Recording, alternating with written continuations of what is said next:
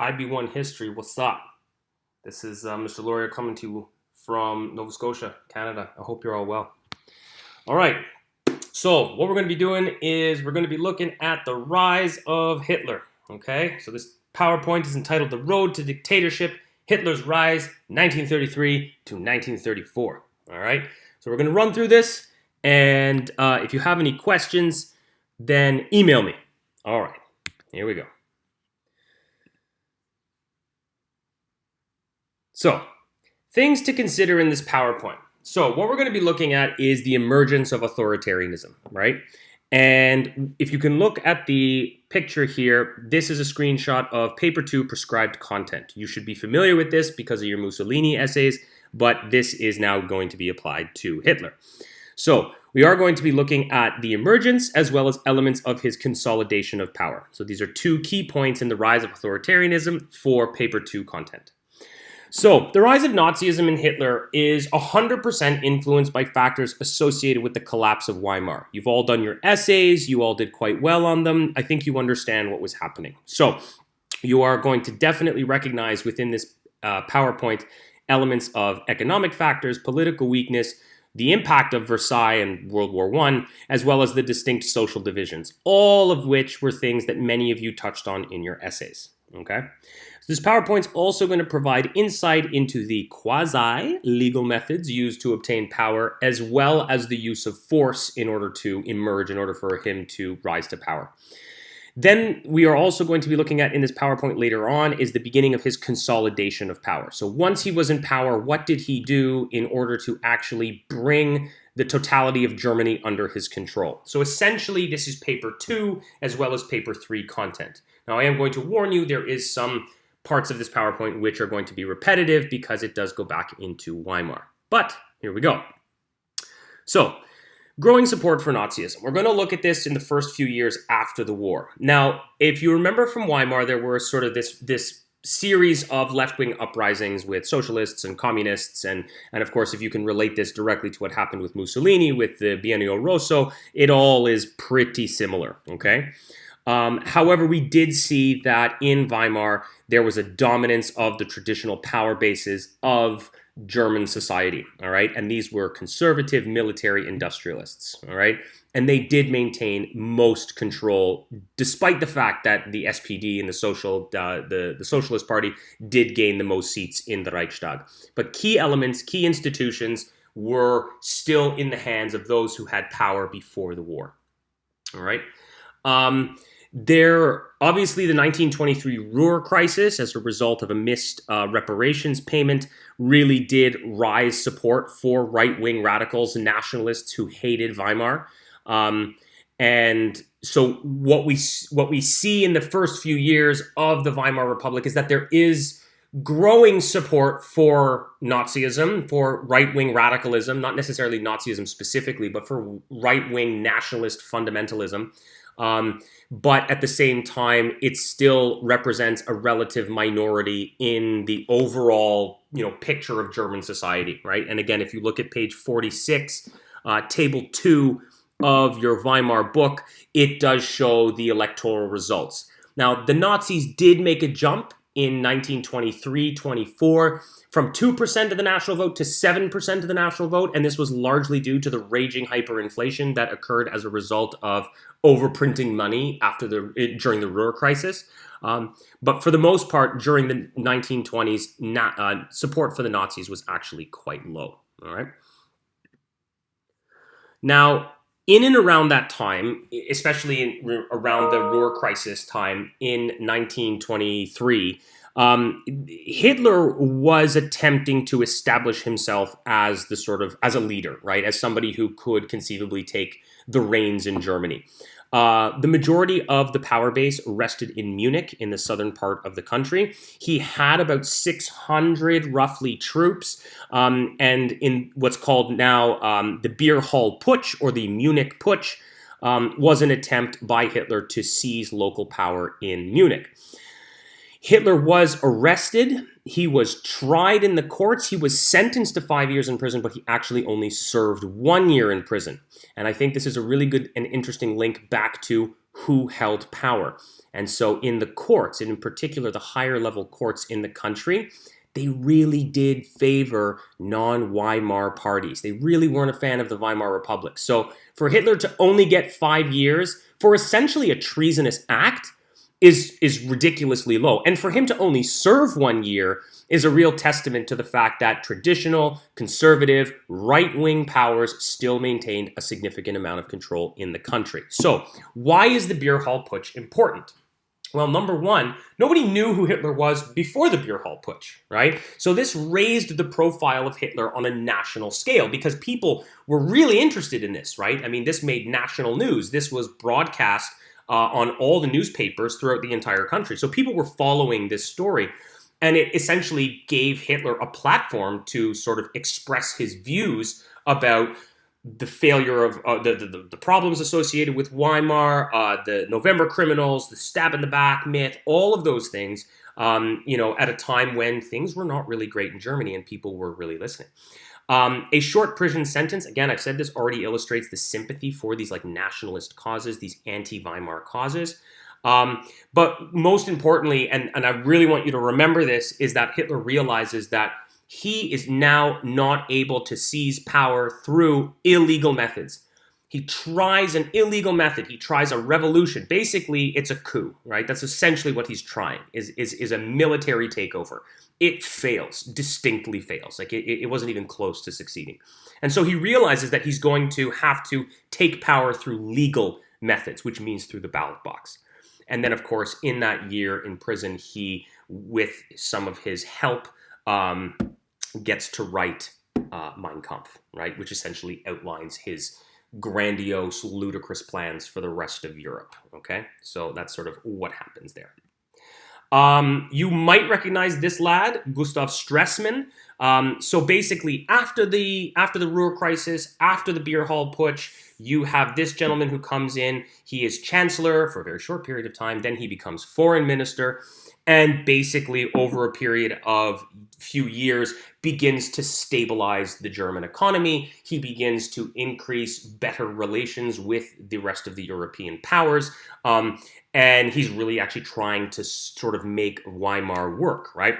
So he stabilizes the currency, he negotiates the Dawes Plan, he gets a freeze of reparation payments for a couple of years, he secures loans from the United States in order to rebuild the economy. That's the Young Plan. Again, many of you mentioned this.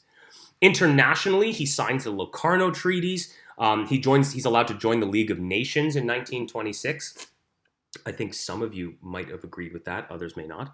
And the Kellogg-Briand Pact. So essentially what he does is stabilize the economy, put it on a pathway for growth at the domestic level, and then internationally, he begins to sign a series of agreements which basically say, I am not going to use war as a means of as an instrument of policy, and I am essentially going to abide by the rules and regulations set out by the Treaty of Versailles. You're not going to get any trouble from us. We want to be part of the international community. So everybody's actually internationally really, really happy with this.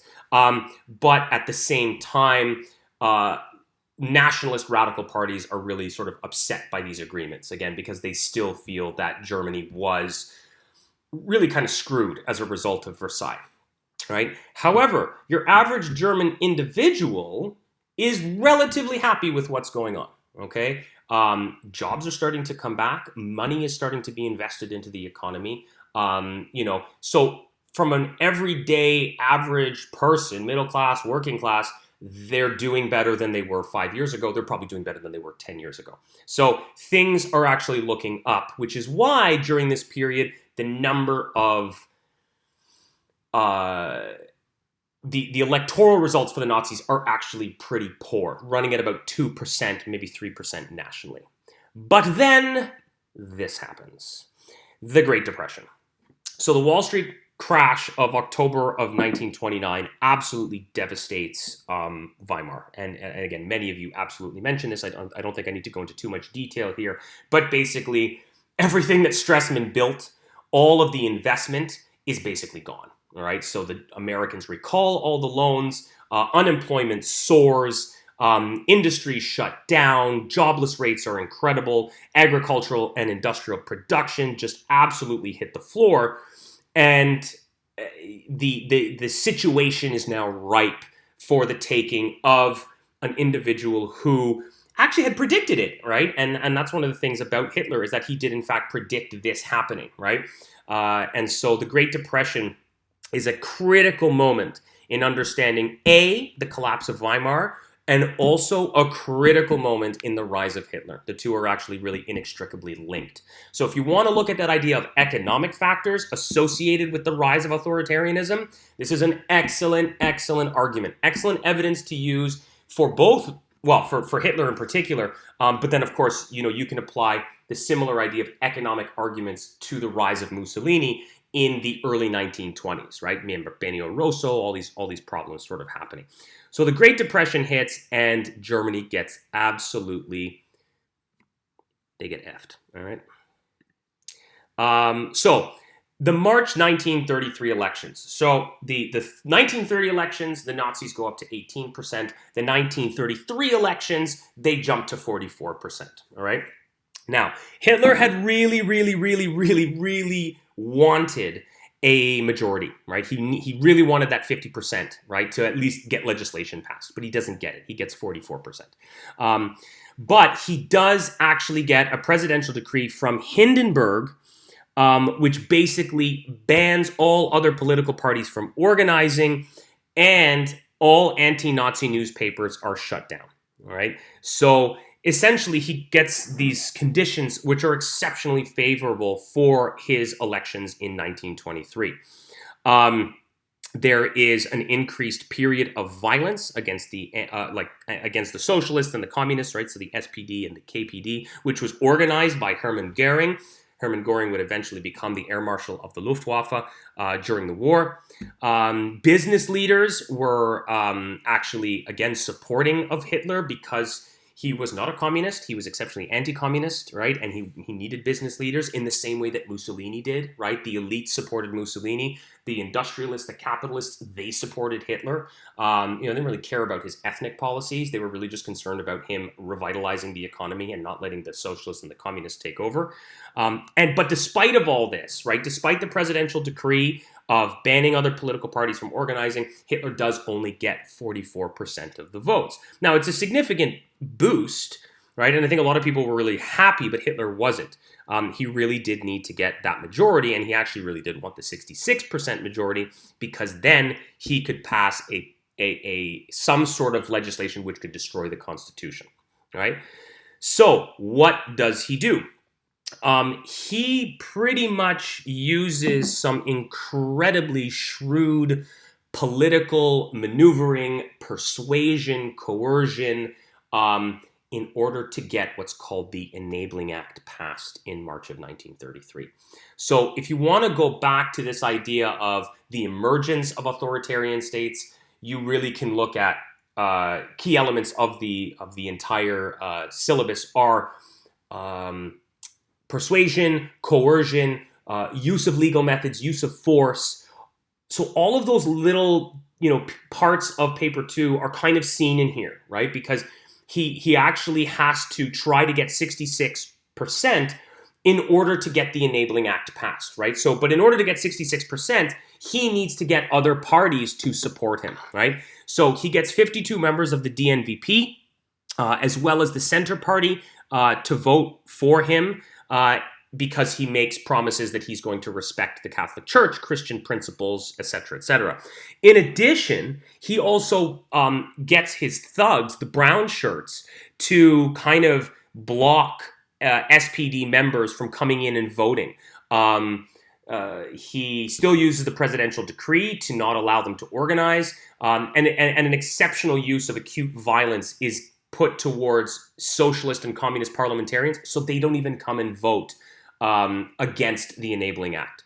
So through his persuasion, through this force, through this coercion, his own individual manipulation, he gets the Enabling Act passed. Now, this is the critical component to really the beginning of his consolidation of power, but also to the end of Weimar, because the Enabling Act essentially provides Hitler with dictatorial powers. So the key elements are, number one, he gets emergency powers for a period of 4 years, not even 1 year. Mussolini only got 1 year. He got 4. And essentially, for those 4 years, he creates the basis for his dictatorship, right? He now uses extreme violence in order to get what it is that he needs to get done.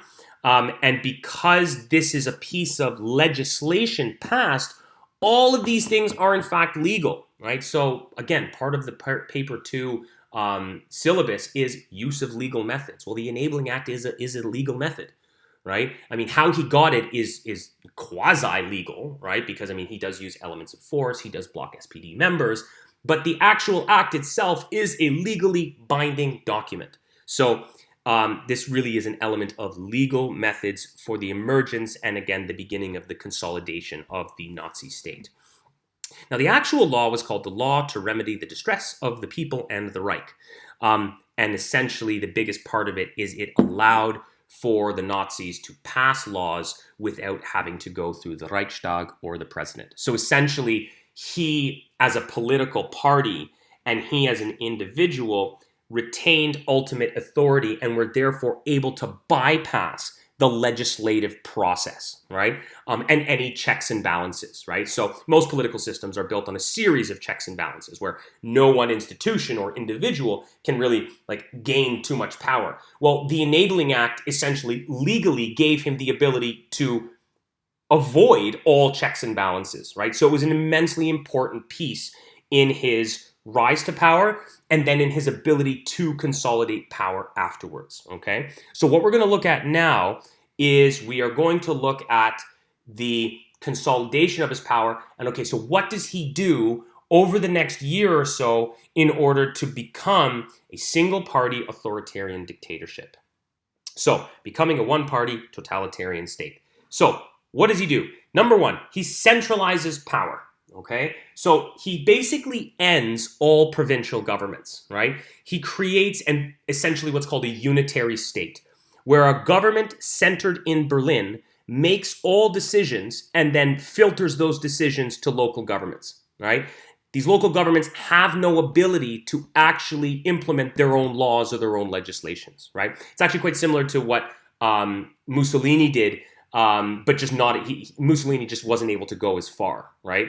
But it's actually quite similar to what's happening in China, right? So China is a unitary state. Beijing makes all the decisions and then just passes them out to the local state, local provincial governments, and then they just have to enact it, right? So number one, provincial government legislatures, so all those provinces, Bavaria, Saxony, all of those ones, they're all gone. They basically become obsolete. So the Nazi governments simply set up and passed laws that were supported by the central government in Berlin, right? Hitler appoints Nazi governors who had total rule over all the provinces. So if you remember, when Mussolini got this, he kind of had to fight for a few years in order to get this power. Within less than 6 months, Hitler has the ability to appoint Nazi leaders in every province throughout Germany, and then give them orders, and they just enact the orders, all right? There are no more elections. He doesn't have to choose from a group of people. It's him. He decides. He says, I want this person to run Munich. Go, you're running Munich now, you listen to what I say. And then in January of 1934, so basically just under a year after his March 1933 elections and the passing of the Enabling Act, he passes what's called the Law for the Reconstruction of the Reich. And basically what this does is it abolishes all provincial parliaments and brings them under the control of the Ministry of the Interior, which is based out of Berlin. So within 1 year, every local government, every local parliament, which makes decisions at a sort of local level for municipalities or cities or provinces, is abolished. And essentially he is the only individual who can make decisions for every single region in Germany, right? Pretty baller. So the second one, the destruction of trade unions. You probably knew that this was coming. He was a vehement anti-communist and vehemently anti-worker. So most workers actually kind of believed that the rule of Hitler would be short-lived, right? I mean, if you think about it, that makes sense. What did they have? 17 different governments between 1919 and 1930. So for them, they're like, this is just another, idiot political party that's won elections. We'll be back at the polls in 6 months, whatever. And so actually they didn't really do much. Labor didn't really organize. But then in 1933, in May, so only a couple of months after he comes to power, Hitler sends in his brown shirts to occupy trade buildings and arresting the leaders of most of these groups. All right, so he begins to essentially remove his enemies who could potentially organize against him. Within a couple of months, he begins to sort of shut them down, either shoot them or jail them. Right. Trade unions immediately afterwards were actually abolished. So there was no organization of labor. But in order to sort of make himself look that he was kind of this friend of the people, he created what was called the German Labor Front. So again, Mussolini did the exact same thing, right? Create a way for workers to organize and launch their complaints, but it is run and organized by the fascist party, right? So, I mean, essentially, he kind of follows the Mussolini model. He just does it really, really much better, right? So the German Labor Front is a centrally controlled agencies, and workers had no rights. They had to join it, but they had no rights, right? So they were basically dictated to from above and said, "Here's your wage, go." And if you fight against us, you will be imprisoned, or you will be thrown into or you'll be, murdered or whatever, right? So this is partly phase 2, I guess, or element 2 of his consolidation of power, all right? And number 3, he eliminates all opposition parties, right? So the KPD had been banned earlier, but by June of 1933, the less revolutionary left-leaning political party, the Socialists, they were banned by June of 1933. So if you think about this and you want to compare Hitler and Mussolini, which I suggest you do, look at how fast he was able to do this, right? So he gets to power in basically mid to end of March of 1933. By May, he shut the trade unions down. By June, all political parties are banned. And by the following February, every local government is dissolved, right? So in essentially 10 months, he goes from being a political nobody, right? Running a 44% national polling and winning the majority in the parliament. In 10 months later, he basically has the total control of Germany. Right? I mean, it's literally 65 million people under his control. It's an unbelievable feat of sort of modern diplomacy, force, coercion, all of that. So by the end of June of 1933, all other political parties had either joined the Nazis or had been disbanded. On July 14th, 1933, Hitler puts in the law against the formation of new parties. I don't think it could be any more clear about that. I don't think I need to explain what that means because it's as self-explanatory. No more political parties, only the Nazis. That's it. No choice.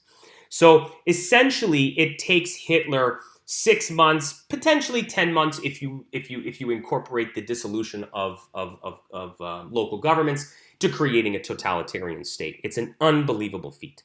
So what I've done here is I've just given you this sort of brief timeline, right, which kind of shows post-Great Depression to August 1934. So roughly about a year after he's come to power.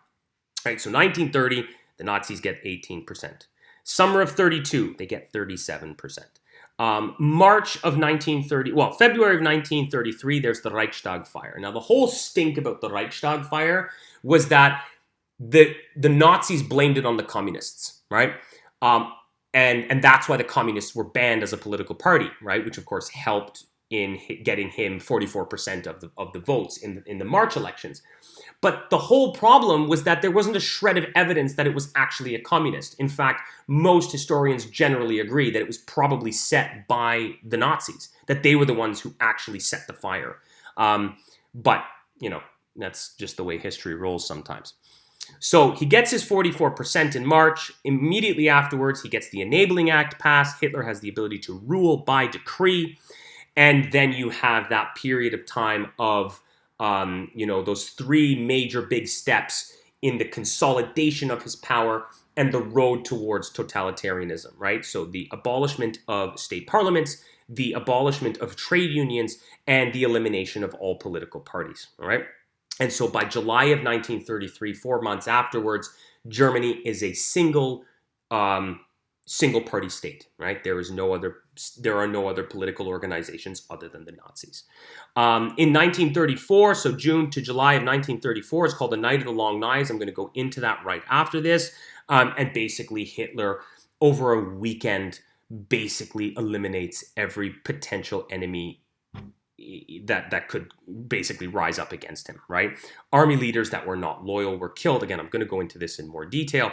And then in 1934, President Hindenburg dies, and Hitler, again, he can rule by decree. He waits for Hindenburg to die. He doesn't want to upset the people. And then he merges the president and the chancellorship together and creates the Führer. So by August of 1934, you can safely say that Hitler has totally consolidated his power, right? So compare that to Mussolini, right? Mussolini doesn't even get the Lateran agreements until 1929. That's like 7 years after he comes to power. Within 15 months, Hitler has gone from 44% minority vote in the parliament to undisputed totalitarian ruler of Germany, all right? They both did it pretty much in the same way. Hitler just did it way better and way faster. An incredibly efficient rise to power. So I'm going to go back now to the Night of the Long Knives. So, the Night of the Long Knives. Basically, this was a way for Hitler to eliminate all of his enemies, potential enemies, future enemies, alleged enemies, anybody he didn't like, anybody who scowled at him the wrong way. It doesn't matter. He just went after them, and over the course of a weekend, ended up killing them. All right? So, essentially, the biggest target of this whole thing was a guy by the name of Ernst Röhm. Now, Ernst Röhm was the leader of the Brown Shirts. And the Brown Shirts were essentially his thugs, the Nazi thugs. But he did not want Ernst Röhm to be the leader anymore, right? He wanted to bring the organization under his own control, all right? And so essentially, he goes after Röhm, he goes after a whole bunch of other people, and ultimately the big significance of this whole thing is that anybody who was not viewed as or anyone who was viewed as a threat was essentially killed. And over the course of the end of June into the beginning of July 1934, again, this happened roughly over about a 2 to 3 day period, 400 individuals were assassinated by the Nazis, right? So in doing this, he eliminates the potential for any military commander to overthrow him, right? And then he brings the entire military under his control, right? So the German army, which at that point, as you know, was about 100,000, switched allegiance from the state of Germany to Hitler himself, and they were actually ordered to take a personal oath of loyalty to the Führer. Ultimately, the culmination of this is that major individuals who could have been a military threat to him were eliminated. He was able to increase the size of the German military, or take control of the German military, and bring every one of those individuals, from generals down to privates, under a personal oath to himself, and he had control. In addition, he also, by eliminating certain individuals, like that guy by the name of Ernst Röhm, he basically creates a situation where the Brown Shirts, who had taken their orders from Röhm, were now under his control. So he basically has a group of ideological, ethnically pure German men who are willing to go and do whatever is necessary to continue the rise of Hitler, right? And that if that means murdering, if that means assassinations, if that means grabbing people and chucking them in prison, if that means torture, they're going to do it, all right? And they're all under his personal authority. So the Night of the Long Knives is this sort of critical crescendo piece where essentially after this, there's really nothing left. There's nothing left of an opposition in Germany. Okay, and what I'm going to do is I'm going to talk about the opposition later once we get to that part of the textbook. Okay, so I know I rushed through this. I didn't want you guys sitting in front of the computer for like 2 hours. So please, if you do have any questions about this, let me know. And I'd be really, really happy to sort of sit and chat, or if you have questions about emails and things like that. But here's what I kind of want you to be doing, and I'll formalize this more in an email, or in the email that I send you next week. Really start to think about the emergence of authoritarianism, not just in terms of Hitler, but try to make those comparisons now to Mussolini. Okay? You are going to have to, at some point in the future, write essays that compare and contrast these two dictators. Okay? So you really need to start to look at creating, and I would suggest a T-chart in a Word document format, where you basically say, okay, this is what Hitler did, this is what Mussolini did. Here are the similarities, here are the differences, right? And if you can do that, you're going to put yourself in a really good position to actually be effective at answering paper 2 questions, whether it's about economic factors leading to their rise, political weakness or instability leading to their rise. You will be able to compare and contrast those. You know, issues of persuasion and coercion, the use of legal methods versus illegal methods, right? So you really do need to compare and contrast those two. And I know that some of you might not do it because nobody really listens to me at the end of the day. But if you do, I promise you it will be worth it in the long run when you are studying for your exams roughly a year from now. That's if everything goes back to normal. Crazy. All right. Anyways, I miss you all, most of you anyways, and I will be in touch further. I hope that this was beneficial. You got to listen to the sound of my voice. Must bring you back, remind you of better times, all that jazz. And I hope you guys are staying safe.